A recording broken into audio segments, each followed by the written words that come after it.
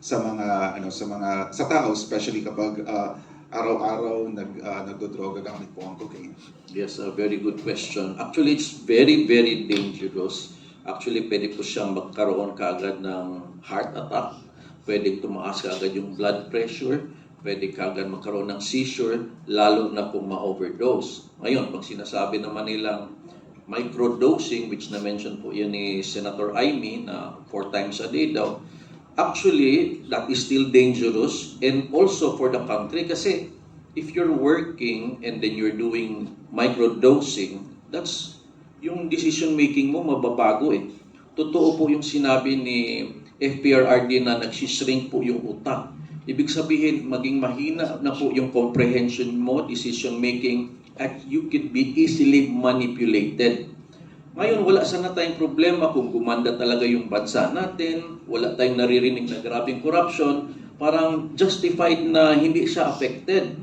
Pero itong 1 trillion na issue na nanakaw, and that's just a portion, and that makes it a very, parang connected siya, na kaya siguro nangyari itong flood control issues and other mga corruption dahil hindi na nga nabantayan or doon sa sinabi ni Zaldico na baka involved, and Zaldico ang nagsabi noon. So ibig sabihin, questionable na po yung kanyang decision making, and lalo na sinabi ngayon ni Senator Amy na lulon siya sa cocaine. On a different topic po, I would like to address this question kay Prof. Malu and kay Attorney Raul kasi pinag-uusapan po ngayon, mainit po ng issue yung succession.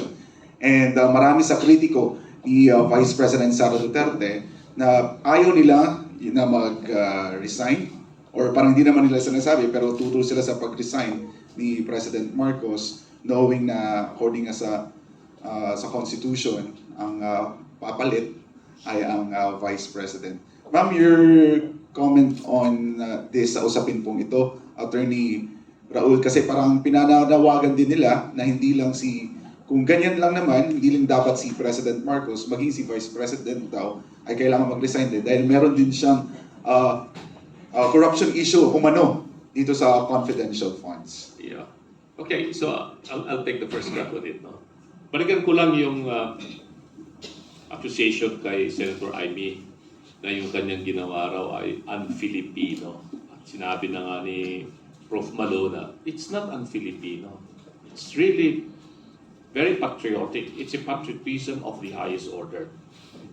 Immediately, binanggit po yan sa aking post sa Facebook at saka sa TikTok.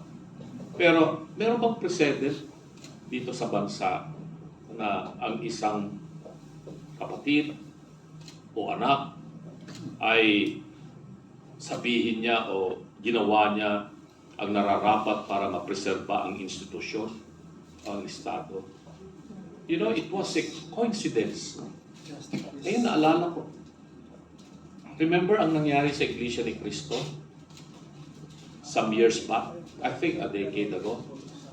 Si Ka Eduardo Manalo mismo, tiniwalag niya ang kanyang kapatid at pati ang kanyang nanay para mapreserba yung institusyon ng simbahan ng Iglesia ni Cristo. Ginawa po yun. Un-Filipino ba yung ginawa ni Ka Eduardo? Hindi po. Kinakailangan niyang gawin yon para hindi po masira yung institusyon ng simbahan ng Iglesia ni Cristo. Ganyan din si Senator Amy Marcos. Masakit sa kanya yun.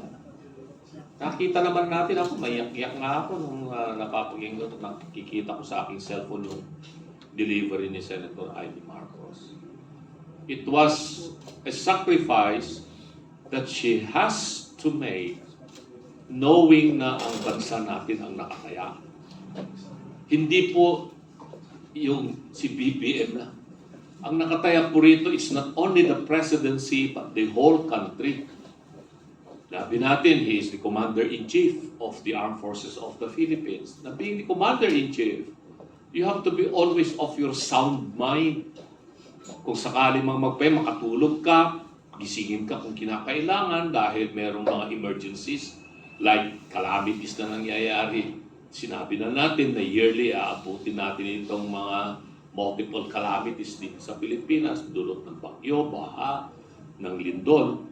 But more importantly, in global situation, the President is the chief architect of foreign policy.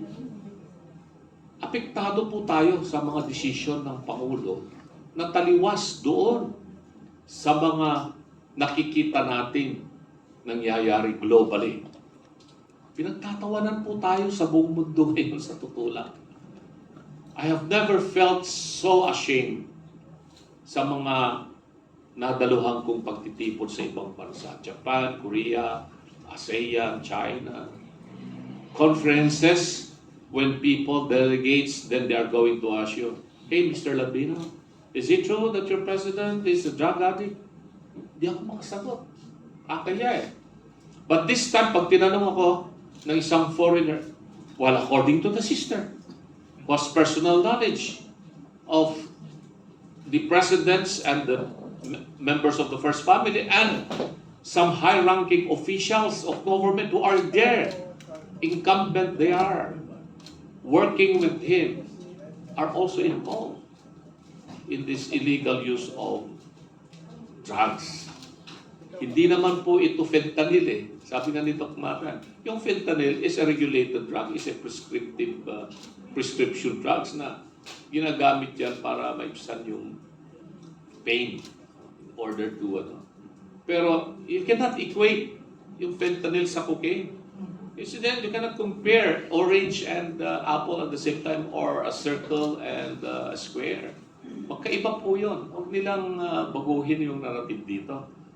At saka, ang pinag-uusapan natin dito, no? The future of this nation. Hindi na po ito issue lang ng corruption ito. Sabi nga ni Doc Mata kanina, as consequence of this massive, unprecedented, gargantuan corruption ever done in our country, it may have been the consequence of abuse, drug abuse. And it's happening in the palace. Yun po ang issue po rito. Now, in regards to issue of succession, maliwanag naman sa ating saligang batas. I have been campaigning for changing this constitution for how many decades na, Prof. Madu, tayo nakikipaglaban dito? Since late 80s, sinabi na natin itong constitution na ito na gawa ng mga oligarchs, gawa ng mga taong they continue to have a colonial mentality that they believe they can, manipulate the poor people of our country. At pag ito ay nagtuloy-tuloy na ipatupad, walang mangyayaring maganda sa bansa natin. It's going to be a situation of a roller coaster, boom and bust, boom and bust, boom and bust. Ganun po ang mangyayari sa atin. Hindi natin matanggal agad ang Pangulo because we have to undertake the process of impeachment. If we follow yung peaceful process, hindi mo rin siya pwedeng piliting mag-resign. Dito sa ating bansa, yung mga politiko ba, meron pa bang delikadesa? Perhaps in other countries, yes, mataas ang kanilang moralidad at yung kanilang delikadesa. Ma-involve lang sila sa issue ng, let's say for example, what's happening now in Japan, yung prime minister nila, kakailig nila yung babae, gumawa ng some statements in regard to the issue of Taiwan. Nag-aalburuto yung mga Hapon ngayon.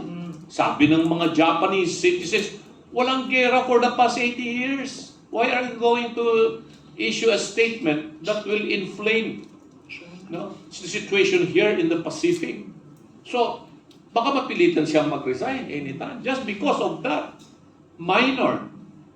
Pag tinignan natin, fault of the Prime Minister, but for the Japanese people, iba.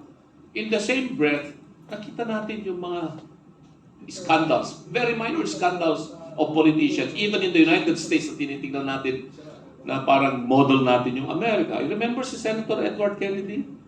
Na-involved siya doon sa issue na meron daw babae na parang nadulas doon sa kanyang swimming pool. And because of that, he had to forgo yung kanyang ambition to run for president of o Democratic nomination sa United States. Dito, sinabi na ng kapatid ng Pangulo, gumagamit kayong pamilya ng droga, ng cocaine. Succession, we have to follow that constitution kahit na hindi ko gusto. It's the vice president ang nakalagay. if you want peaceful transition. Now, if you don't want, and that's what I'm afraid of, baka itong mga sinasabi mo kanina, mga junior officers and foot soldiers, hindi mo maalis na magsabi sila ng mga ganito-ganito, ganyan-ganyan. Ako naglalaro ako ng golf.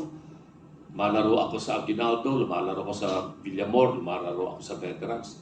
From time to time, kung minsan may mga nakakasabay po tayong mga nasa active in service.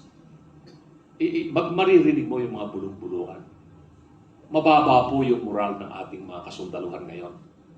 Militar at saka pulis. Hindi lang sila kumikibo dahil siyempre they follow the chain of command. And that's what I'm afraid of. Kasi yung provision po ng ating saligang batas that the armed forces is the protector of the people and of the state. Self-executing provision po yun na pwede nilang magamit. And that is dangerous. Magiging extra-constitutional po yung succession. Hindi po ako papayag sa ganun na sitwasyon kasi mamimiligro po talaga. Hindi lamang po yung ekonomiya ng ating bansa mamimiligro sa ganung sitwasyon kung hindi the entire security situation of our country. Pag sumabog po yun, magiging parang Myanmar po tayo ngayon. Tuloy-tuloy po yung labanan ng mga sundalo sa Myanmar and different armed groups in Myanmar. Dito sa Pilipinas, magpunta ka sa Mindanao. Ito, si Doc Mata alam niya ito. Walang tao sa Mindanao na in his full age na walang armas, na walang baril, pistol or what have you. They're very high-powered firearms there in Mindanao. Hindi lamang po yung MILF or MNLF or whatever groups. Even Christian groups in Mindanao, they have their own firearms. And there are thousands and thousands of loose firearms in Mindanao. Same is true here in Luzon. You go there in northern Luzon. I am from northern Luzon. Ilocano, Apo, Mukati, sa Saatay, dita, Mianan. Nagnangruna, dita, probinsya, iti Yabra. Kandita, na do mga probinsya ta Ilocos Sur, aging gana dita, Cordillera, ado, nga armas dita.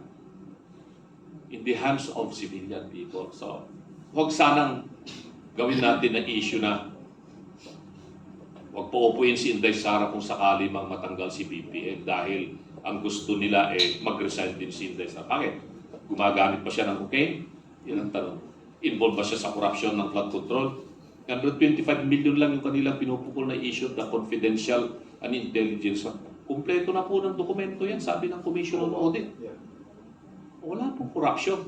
Kumbaga, i-confidential nga pinapalaki lang itong mga issue ito na talagang takot na takot sila kay Inday Sara na siyang susunod na Pangulo ng Pilipinas sa 2028. Yun lamang po yan. Tatlong bagay. Itinapon ng BFF ko na ito daw ay tungkol sa 2028. Wala akong katotohanan ng 2028. Sino ang tatayo sa entablado ng INC at sasabihin na pinoproteksyonan ang Marcos at sinusubukang maayos ang Marcos? Hindi ko kandidato si Senator hindi ho kandidato si Senator Marcos sa 2028. Okay?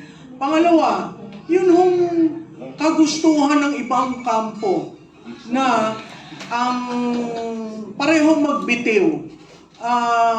Yun ho ay tinututulan ko. Wala silang karapatan na sabihin na ang Vice Presidente ay dapat magbitiw. Ano ho ang ginawang kasalanan ng Vice Presidente? Tama yung sinabi ni Attorney Lambino. 125 billion versus 1 trillion. 125 million already accounted for by COA. Wala naman hong violation dun sa joint memorandum on confidential fund. Saan ho ba nanggaling yung confidential fund? Hindi ba ho sa Pangulo? Binigyan siya. Bakit siya binigyan? Dahil sa NTF-ELCAC na na-appoint siya at sinabi niya lately na ginamit siyang pag-check dun sa corruption sa DepEd. Kung saan na-discover kung sino nag-supply ng computer. Okay? Anong ginawa niya nang una siyang dumating doon? Yung computer ho, pinakiusapan niya ang AFP para ma-distribute. Kahit may obsolescence na dahil medyo luma, ginawa pa rin niya para makarating dun sa dapat paratingan. So yung ating saligang batas, katulad ng sinabi ni Atty. Lambino, klarado eh. Wala namang vacancy sa Office of the Vice President. Hindi ko maintindihan yan. Magtatawag kayo na pareho bumaba. Nasa Constitution ho that Congress shall pass a law on succession. Nobody has tried filing that. I don't understand why. That Constitution has been there since 1987. Okay? So, kung gusto nyo, and I'm addressing this to the pink and the yellow, gusto nyo paltan? Hindi ba Constitution ninyo yan? Constitution ng dilaw yan. In total reaction to the Marcos years. Ngayong nagkakaroon ng labuan ngayon, gusto nyo mag-extra constitutional? Kawawa na ho ang bansa natin. Ang ekonomiya ho natin ay bagsak. Hindi ho masaya itong darating na Pasko. Paulit-ulit kong sinasabi, pag pumunta kayo sa malls, wala hong namimili. Wala hong Christmas rush. Abay, tayo'y malapit na sa katapusan ng November. Hindi ho ba ang behavior ng consumer sa Pilipinas pagdating ng ganitong mga panahon ay talagang kabi-kabila na ang sale, kabi-kabila na ang tiyangge. Wala ho yan. Hinahawakan ni Juan de la Cruz ang pera niya para sigurado na may pera siya sa susunod na quarter o sa susunod na taon. Ganun hong kahirap ang buhay. Kaya hindi ko maintindihan itong mga kaibigan natin sa kabilang kampo na sinasabi na dapat silang dalawa. Hindi ko rin ho maintindihan na kung bakit ang mga kaliwa ay nasa mesa pa na makikipag-bargain. Para ang panahon na yon ay tapos na. Diba? Respetuhin ho natin yung proseso. At respetuhin natin yung saligang batas na yung mga dilawan ang gumawa. Maganda ba yung saligang batas? Hindi ho. Nakikita natin yung problema. Pero makuha natin pagbabago, napakahirap pong baguhin. Bakit? Kasi parati nilang sinasabi, ayaw namin mabago yan. Eh, paano ho tayo uunlad? Kung tayo'y nakaangkla dun sa salita at espiritu ng 1987 Constitution. Sinabi ni Atty. Lambino, napakadali sa ibang bansa na dissolve yung parliament. No? May kultura rin sila na may hiya. Ito sinabi, delikadesa, kaya nag-resign. Tapos turns out, hindi pala nag-resign. Di ba? Yun ang hindi ko naintindihan eh. Bakit parating yung binobola ang Pilipino? Bakit tuwi kayo mag-a-address sa Pilipino? Bubulahin nyo. Hindi ba utang ninyo sa Pilipino kaya kayo nandyan sa posisyon nyo? Not unless, katulad na nakita natin, pag nagamit na, bahala na kayo, isa sa tabi. And this administration has been doing that. Nakatulong ka ng eleksyon, bibigyan ka ng LOA. Diba? So, ano yun? Yun ang hindi ko maintindihan at patuloy na nagde-deflect. Para merong pader na inaalagaan ang Pangulo, kailangan na hong panahon na mag-national address siya. Kasi ito'y krisis. Kung sa tingin nyo ito'y dadaan, hindi ho. Yung handling ng krisis na ikaw ay cocaine user at ikaw ay addict, no? Gugustuhin ba nating nahalal tayo ng isang Pangulo na addict?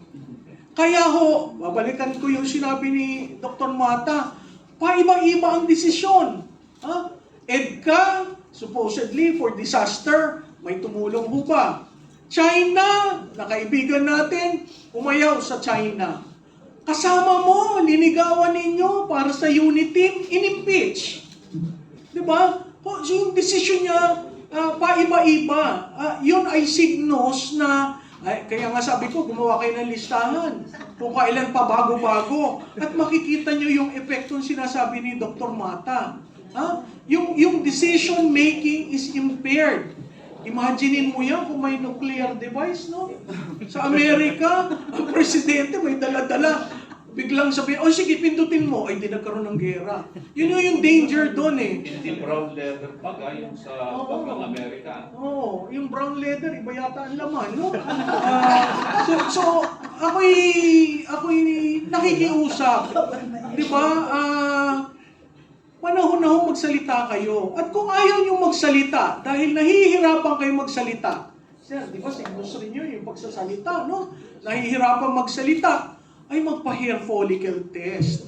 Yun ang pinakamadali. It ends. Ngayon, kung maging positive yun, you will have to make the ultimate sacrifice for this country to step down. Hindi ho ako nananawagan ng resignation, hindi ko ho never kung sinabi mag-step down. Pero, kaya hindi ako umakyat ng entablado nung nag-rally. Sabi ko, kayo na lang yan. Kasi hindi pa ako sigurado, kasi may mandato. Pero nung narinig ko si Senador, at alam kong agonizing yung decision na yan. Kasi nung 2025 na election, pinag-usapan na namin yan eh. Paano ko pa sasabihin? Abay, Kakoy, ikaw yan. Diba? Napakahirap mong isipin at sumunod sa isang leader na may problema na ayaw niyang i-admit na may problema siya. At to those who allow him, extra leeway, hindi ho nyo mahal ang Pilipinas. Ang mahal nyo lang, yung notion na maging presidente uli ang isang Marcos. Yun ho nakakalungkot eh. Kasi karamihan sa amin dito, akala natin redemption. At talagang magsisilbi sa Pilipinas. Ay day one pa lang mo, hindi na eh. Diba? So yun yung nakakalungkot. Kasi may mandato siya.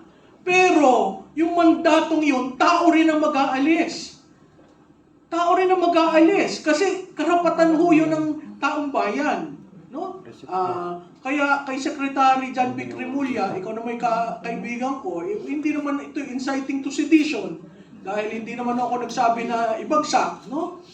Pero there comes a time, yung mga politiko, there comes a time when you really have to think about country. And when you really have to step up on the plate and say, pasensya na kayo, nagamit ko ang pondo na hindi tama. Oy, wala naman tayo naririnig na politiko na gaganyan. Wala nang boses si Congressman taga-Caloocan. Erice. Diba? Yung passion talagang... Pero wala. May tumayo ba para sabihin na humihingi ako ng paumanhin sa aking mga constituent? Wala. Maganda pa nga yung sinabi ni Atty. Lambino. Nag-aharakiri. Humihingi ng apology, South Korea, Japan. Dito sa atin, wala eh. Pakapalan ng mukha eh. So, parte yun ng kailangan nating i-correct. Dahil sa dadating na 2028, abay dapat iba ang uri ng pinuno na ating ihahalal. Yan yung sa demand side. Problema mo sa supply side, ang COMELEC at ang ating sistema. Marami hong aayusin. Kaya ang taong bayan, parati na lang, ay, drama lang yan, wala naman nangyayari. Makakalimutan rin yan. Ako, humihingi ng tulong sa inyo, lalo na yung sa vloggers at sa media. Magtanong kayo, hindi yung porke dineflect kayo ni BFF ko, hindi nyo natatanungin. Pero saan ka naman nakakita? Tinanong dun sa yung incapacity provision, biglang ang sinagot, ay dapat yung dating administrasyon questionin sa corruption. Diba? Paano ka nakatulong dun sa usapan publicly? Sa saligang batas natin, there are 4 grounds. If there is a vacancy, at saka napakahirap ng incapacity. Kasi dadaan sa Kongreso. Exactly. Death, yung disability rin, mahirap, may requirement di ba? Yeah, binanggit ko yan nung last Saturday, di ba? Sabi ko sa inyo, take a look at the provision of Article 7, Section 11, and Section 12 ng ating saligang batas. Andoon yung, sabi ko, tagal ko nang tinuturo yan for 20 years, tinuturo ko yung saligang batas na yan. Sabi ko, itong provision na ito, in Section 11, Article 7, in regards to the inability of the President to govern. Imagine that. Majority of the members of the cabinet. No. Well, the President can declare himself or herself temporarily incapacitated. Pwede niyang gawin yun. Susulat siya sa Senate President at saka sa Speaker of the House, declaring himself as incapacitated. Immediately, the Vice President will act as President until the President will make bawi. Susulat uli siya na capacitated na ako. Pero sabi ko, paano naging incapacitated yung Presidente? Kung susulat siya sa Senate President at saka sa Speaker, declaring himself to be incapacitated. No? One. The second is majority members of the cabinet, no, can declare the president to be incapacitated, and immediately the vice president will act as president. But the president can contest that. Susulat din siya, sasabihin niya, no, I am not incapacitated. So nagkaroon ngayon ng away ng dalawang issue. Then it will be resolved by the Congress of the Philippines. The House and the Senate will make a decision immediately within 12 days. They have to convene and decide, talaga bang incapacitated yung presidente? And if they decide that the president is incapacitated, then the vice president becomes the president. Then you go to Section 12. Doon naman sa provision ng Section 12 na yan. Kung ang issue ay patungkol sa health ng president, and that is a public interest, nakalagay po doon. When the health of the president is already something that is questionable, and I think itong revelation ni Senator Amy Marcos na ito, this involves a health issue of national significance that Congress must take a look at. No? Must take a look at, and take a look of this very, very seriously. Hindi natin sinasabing i-impeach si BBM, but take a look at the provision of the Constitution. Kasi nga, binabanggit na natin dito. He being the Commander-in-Chief of the Armed Forces, he being the Chief Architect of Foreign Policy. Ang laki pong damage sa ating bansa. The future of our nation is now endangered. At this point in time, at ito sabi sa akin ng, well, mga Western diplomats ito. Western diplomats. Uusap sila. Sabi nila, will the presidents is still able to, recover from this setback after this revelation by Senator Amy Marcos? Tanong nila yan. Alam mo, sumagot yung isa na Western diplomat. I don't think so. He cannot even complete a sentence. Shocking, di ba? Ganun na yung tingin sa atin. Kasi nga naman, napapansin natin pag nagsasalita siya sa media, di ba? Hindi mo mawari. Hindi mo malaman kung ano yung sagot niya sa mga tanong na sinasabi, di ba? So, yun lamang po. Ayan, before tayo sa next question,